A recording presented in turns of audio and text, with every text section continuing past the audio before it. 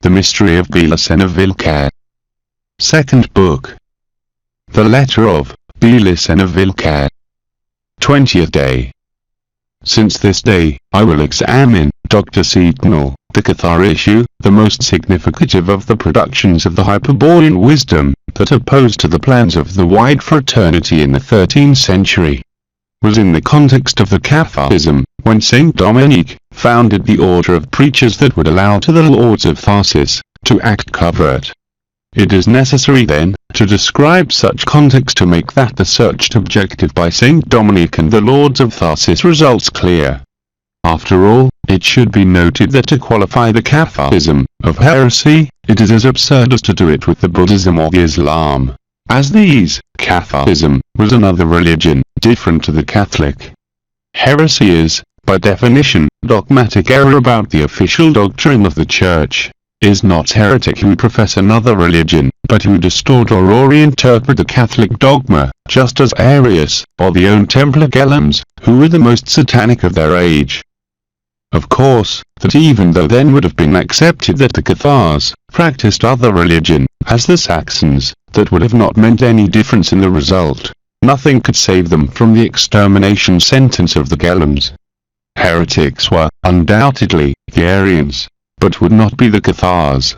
They were effectively enemies of the Church, which they called the synagogue of Satan. To comprehend the problem it must be considered that what the Cathars really knew was the Hyperborean wisdom, which they taught using symbols taken from the Mazdaism, Zoroastrianism, the Gnosticism, the Judeo-Christianity, etc. Hence, they preached that the good was of absolute spiritual nature and that it was totally out from this world. The spirit was uncreated and eternal, and it came from the origin of good. The evil, on the contrary, had as nature all the material and created. The world of the matter, where the animal, man life, was intrinsically malignant. The world had been created by Jehovah Satan, a demonic demiurge. They rejected, therefore, the Bible, that was the word of Satan, and they specially denied the Genesis, where was narrated the act to create the world by the demon. The Roman Church, that accepted the Bible, was then the synagogue of Satan, the abode of the demon. The animal man, created by Satan, had two natures, the material body and the soul. To them had been attached the uncreated spirit, which remained thenceforth prisoner of the matter. The spirit, unable to free itself, resided in the soul, and the soul animated the material body, which was immersed in the evil of the material world. The spirit was then sunk in hell, condemned to the pain and suffering that Jehovah Satan imposed to the animal man. The Cathars, that's to say, the pure men, had to pretend the good. That meant that the spirit had to return to its origin, abhorring previously the evil of the material world. They assured that the Holy Spirit was always disposed to help that prisoner spirit in the matter, and that responded to the request of the pure men. Thereby, the Cathars had the power to transmit the Holy Spirit to the necessities of help by means of the laying on of hands, act which they denominated consolamentum.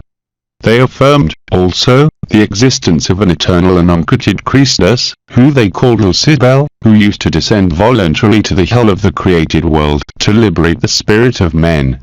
They denied the cross for constituting a symbol of the spiritual incarceration and human suffering. They were staunch iconoclastic, and they not admitted any form for the representation of the spiritual truths. They practiced the poverty and despotism, and distrusted of the riches and material goods, especially if they proceeded from people who call themselves religious. They sustained that the highest virtue was the comprehension and expression of the truth, and that the major error was the acceptance and propagation of the lie. They reduced the alimentation to the minimum and recommended not to abuse from sex. They prohibited the procreation of sons due to it contributed to perpetuate the incarceration of the spirit in the matter.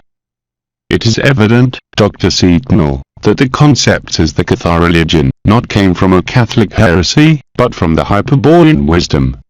However, who didn't know such affiliation or were fanatized and controlled by the Gelims, were not difficult to convince them that it was treating about a diabolic heresy, especially if the gaze was directed on the exterior form of the Catharism. because the Cathars, with the declared finality to compete against the Catholics for the favor of the people, they had also organized as a church. The reason of this decision, that will face them in a disadvantageous manner with a Catholic Europe already conditioned by the idea that it was legitimate to mount military crusades against populations that professed another religion, has to be searched in the ancestral beliefs of the Occitanian population. Undoubtedly, existed connections between the Cathars and the Bogomolmanichians of Bulgaria, Bosnia, Dalmatia, Serbia and Lombardy, but those contacts were natural between populations or communities that shared the heredity of the Hyperborean wisdom, and not involved any dependence. The Catharism was, rather, a local product of the country of Ek, a medieval fruit of the Iberian racial trunk. The ancient Iberian population of Ek, as the one from Tharsis, not suffered much Celt influence, in contradistinction to the Iberians from the regions of the Hispania and from the Gauls, that were racially confused with them and fell promptly under the power of the Gelans. In Ek, the Gauls didn't achieve to ally with the Iberians, even if they dominated the region for centuries, with great displeasure of the Gelans, who would appeal to all their resources to brook their racial purity. However, the Occitans would mingle then with the more related populations, in similar manner to the Tartessians, especially with the Greeks, the Romans, and the Goths. In a remote past, the White Atlantans had communicated them the same wisdom of their brothers in the Iberian Peninsula, to include them in that pact of blood. So, they possessed their own stone of Venus, and they lost it in hands of the Gelans, when these priests of the cultural pact favor the invasions of the Velsi, Tectosaurges, and Acomasis, the Bryces, Velivi, Gabli, Helvi, apart to install themselves in the Mediterranean coast with the Phoenicians, and their colonies enacted in Narbonne, Port Vendres, which later was called Port of Astarte. Well, apart from what I have already remembered about the Iberian wisdom of the Pact of Blood, it must be added here a particular legend which was quite diffused among the pioneers. According to it, the White Atlantans had deposited in a cavern of the region another stone of Venus, that they called the Grell of Christus Lucifer. Such stone, that the envoy of the unknowable God brought, not now to reflect the sign of the origin to a few initiates, but to connect charismatically, and to liberate spiritually a whole racial community, would be only found in determinate historical moments. They believed that the motive was the next. The Grail constituted a tabula regia imperialis, that's to say, the Grail informed with exactitude who was the king of the pure blood, to whom corresponded to govern the people by the virtue of his spirituality and racial purity. But the Grail had the power to reveal the leadership communicating it charismatically in the pure blood of the race. It was not necessary the physical presence of the stone of Venus to hearken the message. However, if the racial community forgot the pact of blood, if they fell under the soporific influence of the cultural pact, or they degraded their pure blood, then they would lose the charismatic connection, would disconcert, and would fail to choose their racial leaders. Would come bad kings, weak or tyrants, perchance priests of the cultural pact, who in any case, would lead the people to their racial destruction. Nevertheless, even when the people could be dominated by the cultural pact, the Hyperborean heritage of the pure blood could not be easily eclipsed and, in certain moments of history, would occur a non-causal culturally coincidence that would put to all the members of the race in the charismatic contact with the Grail. Then all would know, without doubts, who would be the leader of the race. It was about a double action of the Grail. In one hand, reveal to the people who was the real leader of the pure blood, without being necessary to affect the social situation. That's to say, if he was noble or commoner, rich or poor, if the leader existed, all would know who was he, all would recognize him simultaneously. And on the other hand, underpin the leader in his guiding mission, connecting him charismatically with the members of the race in virtue of the common origin. In the origin, all the race of Hyperborean spirits would be united, due to the Grail, precisely, would be a reflect of the origin. By the grace of the Grail, the racial leader would appear before the people provided with an evident charisma, undeniable and irresistible. he would exhibit clearly the power of the uncreated spirit, and would give proofs of his racial authority. And that could not be another way, due to, by the origin, they would return to be at the command of the great chief, of the spiritual race, the Lord of the absolute honor and of the uncreated beauty, Christus Lucifer, or Lucidbel. The becoming of history, the inexorable advance of the populations culturally dominated by the strategy at the wide fraternity, in direction to the darkness of the Kali Yuga, would produce that the manifestation of the potencies of the matter would become stronger in every moment. Hence, the racial leaders who emerge eventually from the people should demonstrate a stronger spiritual power to face those demonic forces. The consequence of this would be that the confrontation between the emergent spirituality of the racial purity and the degradation of the materialistic culture would be turning more and more intense until to reach, naturally, to a final battle, where the conflict would be resolved definitely, that would coincide with the end of the Kali Yuga. Meanwhile, would come those moments of history, in which the Grail could be found again, and would reveal the leader of the race. Of course, that in the last millenniums, for being the race more and more sunken in the strategy of the cultural pact, the successive racial leaders would have to be consequently more powerful. In other words, they would have to be imperial leaders, wise warriors that would try to found the universal empire of the spirit. Who could achieve it, would liberate the population from the strategy of the cultural pact, of the priests of the cult, and from every cult.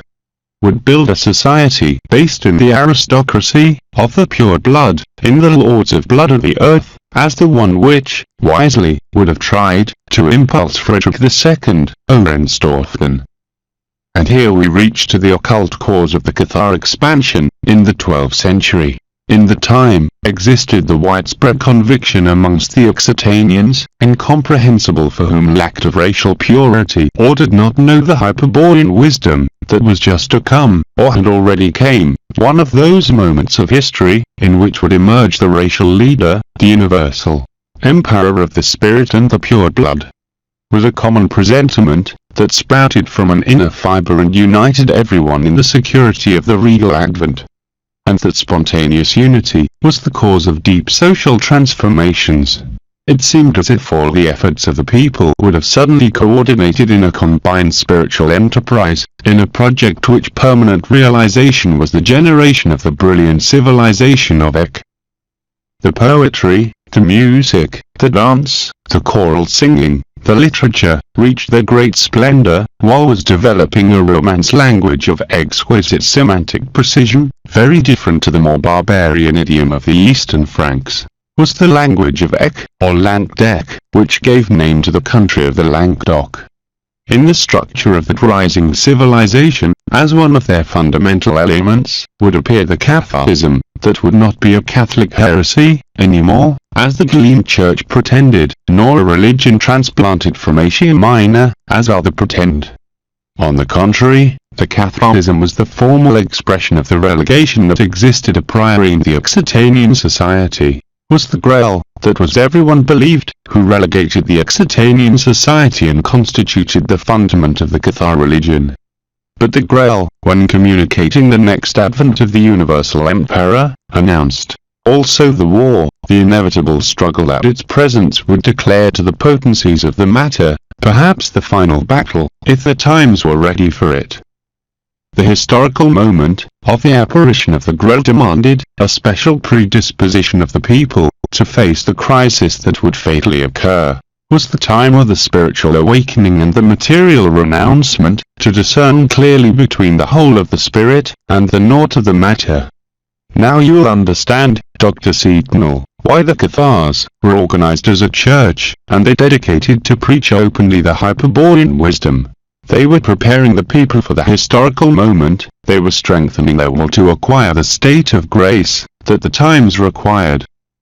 If the universal empire came, was necessary to count with profoundly spiritual men, keepers of the Hyperborean wisdom, and transmuted by the remembrance of the origin, by the revelation of naked truth of himself, that is to say, would be needed men of stone.